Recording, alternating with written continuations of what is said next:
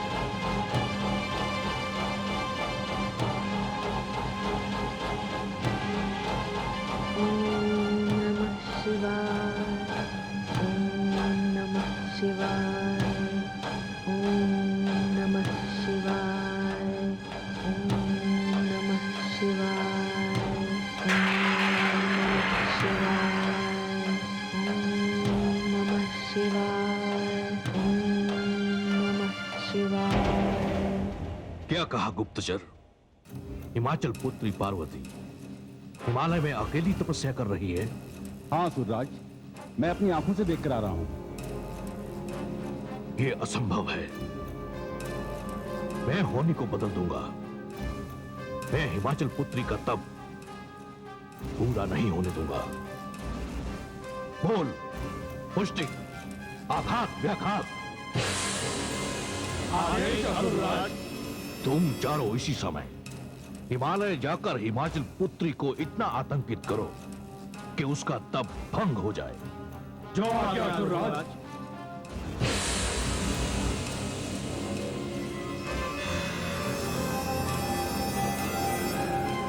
पार्वती! क्या बात है महारानी? क्या हुआ? अभी तो आप अच्छी भली थी, ये अचानक क्या हो गया आपको? महाराज, मुझे ऐसा लगा कि मेरी पार्वती कहीं किसी संकट में है। पार्वती किसी संकट में है? यह संभव नहीं है महारानी, ऐसा हो ही नहीं सकता, क्योंकि हमारी पुत्री पार्वती पर देवर्षि नारद की विशेष अनुकंपा है। देवर्षि नारद जिनके मार्गदर्शन ने संसार को ध्रुव और प्रहलाद जैसे महान भक्त दिए, दोनों ही बालक थे महारानी, किंतु एक के दृढ़ निश्चय और दूसरे के दृढ़ विश्वास ने नियति के भी घुटने टिकवा दिए थे।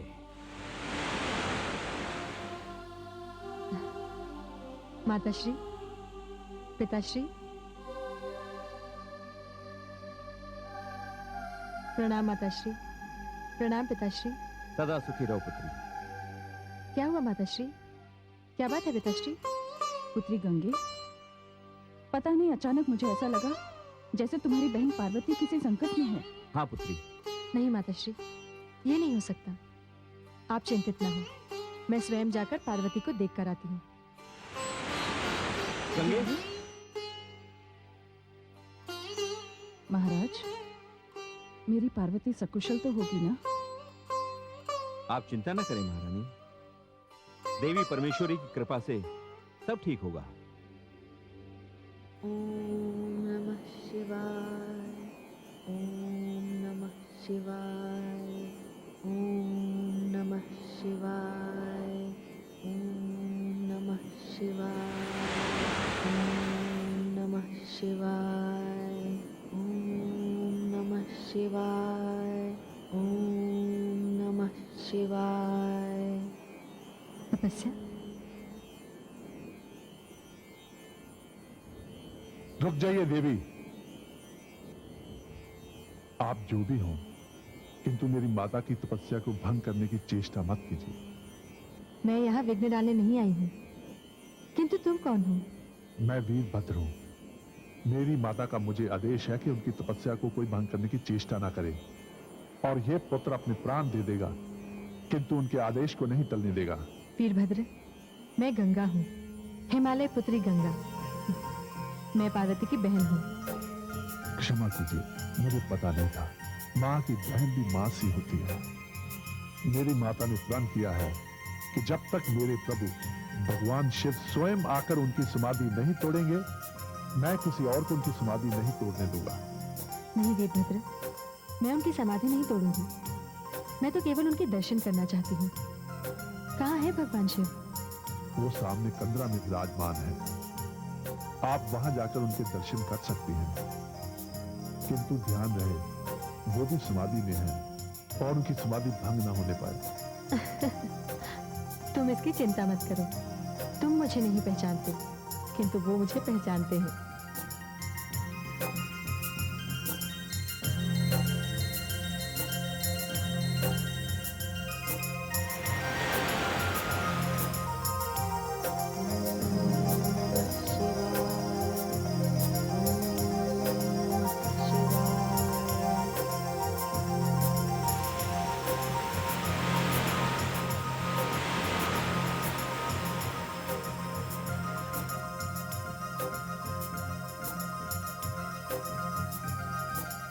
गंगा कैलाश पर आए और आपके चरण स्पर्श किए बिना ही चली जाए, यह इतना संभव ही नहीं प्रभु। मैं आपको प्रणाम करती हूँ।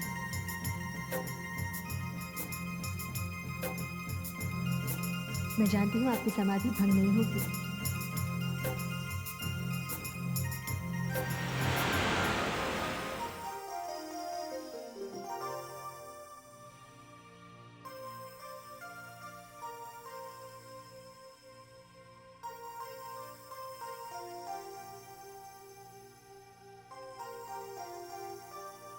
स्वामी, मुझे बहुत चिंता हो रही है। पुत्री पार्वती का अभी तक कोई समाचार नहीं आया। महारानी, आप चिंता ना करें। पुत्री गंगा गई है वहां, वो आती ही होगी। माताश्री,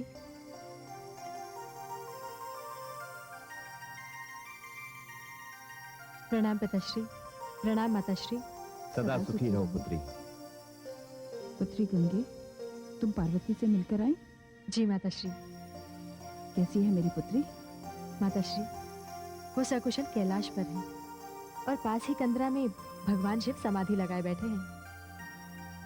तो मेरे मन में जो भय था।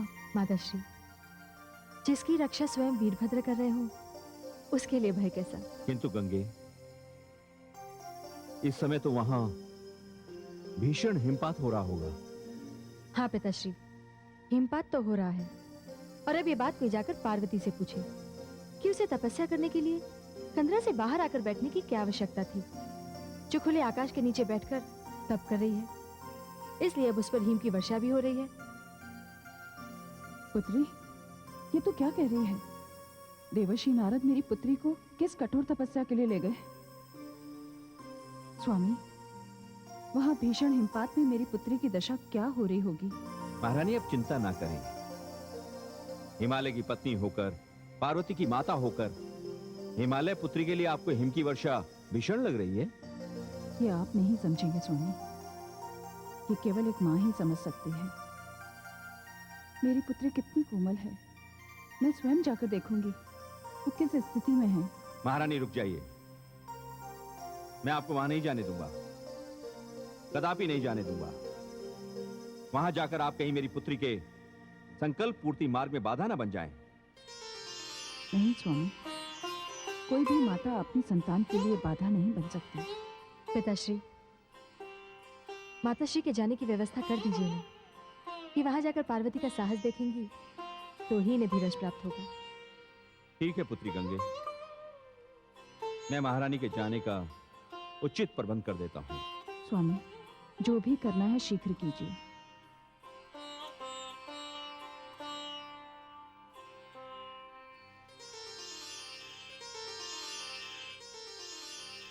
ओम नमः शिवाय। ओम नमः शिवाय। ओम नमः शिवाय। ओम नमः शिवाय। ओम नमः शिवाय। ओम नमः शिवाय। ओम नमः शिवाय। ओम क्या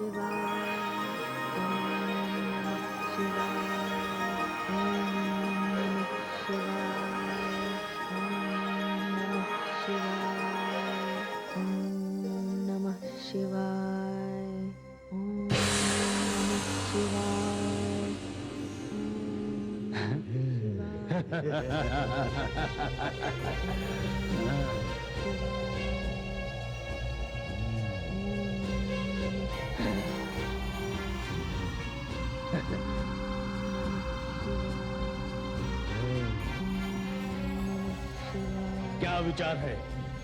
उठाकर ले चले से। नहीं मुश्किल नहीं, इसे समाप्त करने का आदेश प्राप्त हुआ है हमें।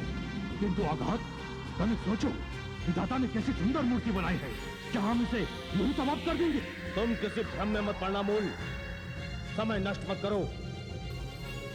चलो शीघ्र ही आदेश का पालन करें और इसके पद का प्रमाण लेकर हम असुराज तारकासुर के पास चले।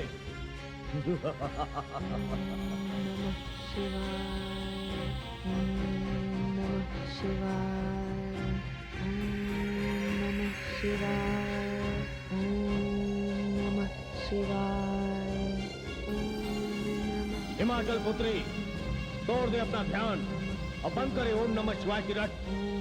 हम तुम्हारा वध करने आए हैं। अंतिम इच्छा की पूर्ति करना हम असुरों का नियम है।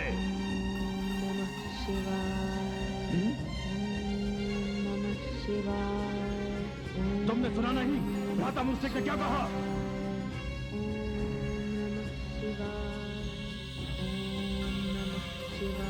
एक साधारण सी स्त्री और इतना साहस, आप देखो तुम्हारी क्या दशा करता हूँ।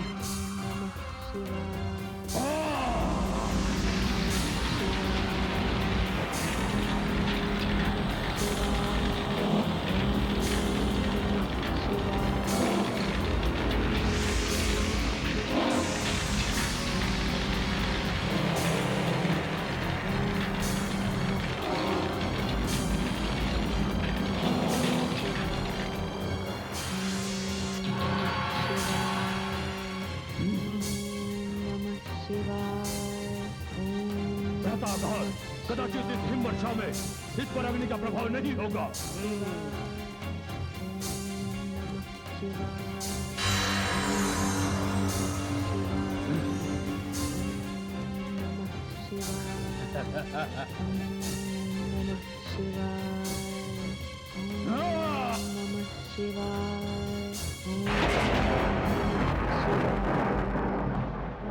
ठहरो काल के ग्रास।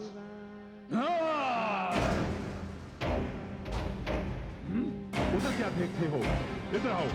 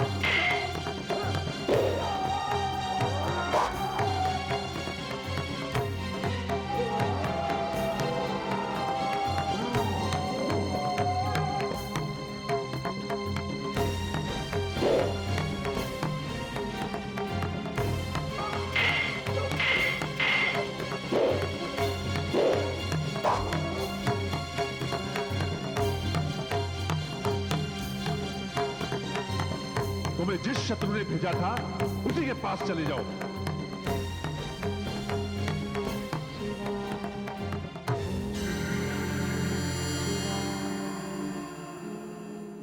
प्रणाम माते। क्षमा करना माते, पल भर के लिए झपकी लग गई थी। अब प्रण करता हूं कि जब तक आपकी समाधि नहीं टूटेगी मैं आंख भी नहीं झपकाऊंगा।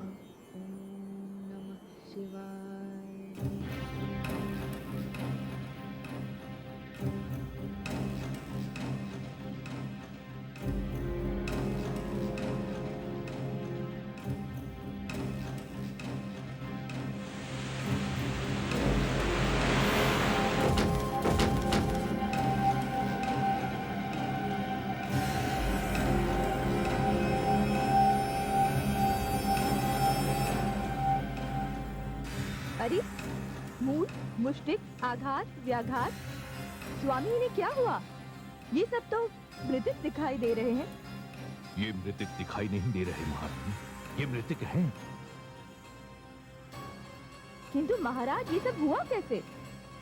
ये हिमाचल पुत्री पार्वती का कार्य है। मेरे सारे प्रयास विफल हो रहे हैं। वो मेरे एक से एक श्रेष्ठ वीरों के लिए काल बनती जा रही है। ये आप क्या कह रही हैं स्वामी? मैंने आपसे कितनी बार कहा कि देवी देवताओं से वैर छोड़ दीजिए, व्यर्थ में मानव हत्या बंद कर दीजिए। फिर देखिए आपकी मृत्यु की आशंका दूर होती है या नहीं। महारानी! महाराज आप ये बताइए, आपको मृत्यु से इतना भय क्यों लगता है? यदि आप चाहते तो ब्रह्मा जी से कोई अधिक श्रेष्ठ वरदान मांग सकते थे, किंतु आपने अपने भय का शुभारंभ तो स्वयं उनसे वरदान मांगकर किया। बस महारानी चुप हो जाइए, और अधिक नहीं सुनना है मुझे। मैं अमर होना चाहता हूँ, देवताओं की भांति अमर होना चाहता हूँ। और आप देख लेना, मैं मृत्यु पर विजय प्राप्त करके रहूंगा, अवश्य प्राप्त करके रहूंगा।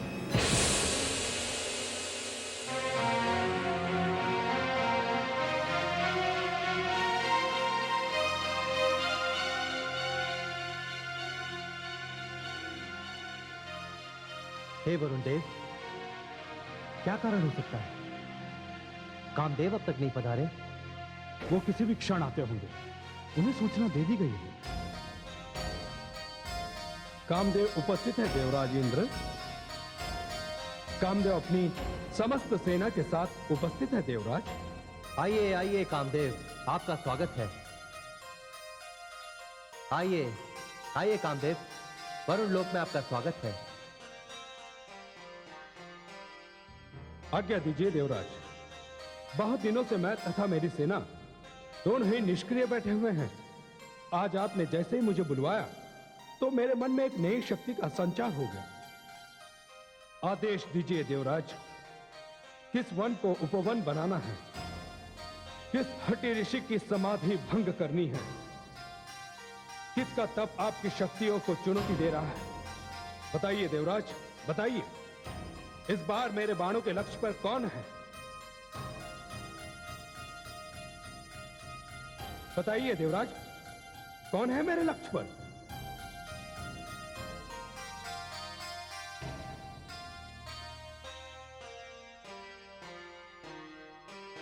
देवाधिदेव महादेव। क्या? हाँ कामदेव, देवाधिदेव महादेव। देवाधिदेव महादेव, जो सारे संसार की शक्तियों की संगम है, जहां सारी इच्छाओं की पूर्ति अपने आप हो जाती है, जिनकी दृष्टि के एक संकेत में असंख्य काम है, उन निष्काम क्षियों पर लक्ष्य। आप चाहते हैं कि मैं उन पर अपना बाण चलाऊं? नहीं देवराज, नहीं। मेरे साहस और धैर्य की परीक्षा मत लीजिए। देखिए कामदेव, ये हम सभी देवताओं की अस्मिता और गौरव का प्रश्न है। हम कब तक इसी प्रकार एक स्थान से दूसरे स्थान पर भटकते रहेंगे? किंतु देवराज, हम देवताओं की पराजय का कारण तो असुर सम्राट तारकासुर है। हाँ कामदेव, जब तक भगवान भोलेनाथ के संतान नहीं होती, हमारा संकट नहीं टलेगा। और उधर जगदम्बा पार्वती भगवान भोलेनाथ को प्राप्त करने के लिए हिमालय में घोर तप कर रही हैं। फिर भी भगवान भोलेनाथ उनकी ओर आकर्षित नहीं हो रहे। उनकी समाधि भंग करने के लिए मेरे पास एकमात्र अस्त्र है, और वो आप है कामदेव, केवल आप। किंतु देवराज, कामदेव, ये हमारा आदेश है, और यदि आपने हमारे आदेश का पालन नहीं किया तो आपको हम सभी देवताओं की ओर से ऐसा दंड दिया जाएगा जिसकी आप कल्पना भी नहीं कर सकते। नहीं देवराज, इसकी आवश्यकता नहीं। कहते हैं स्त्री का चरित्र और पुरुष का भाग्य उसकी रचना करने वाला भी समझ नहीं पाया। तो मेरे भाग्य में क्या लिखा है ये मैं कैसे जान सकता हूं? और फिर मुझे अपने समस्त देव समुदाय के लिए कुछ करने का अवसर प्रथम बार मिल रहा है। इसे मैं अपना सौभाग्य समझकर स्वीकार करता हूं। आज्ञा दीजिए देवराज।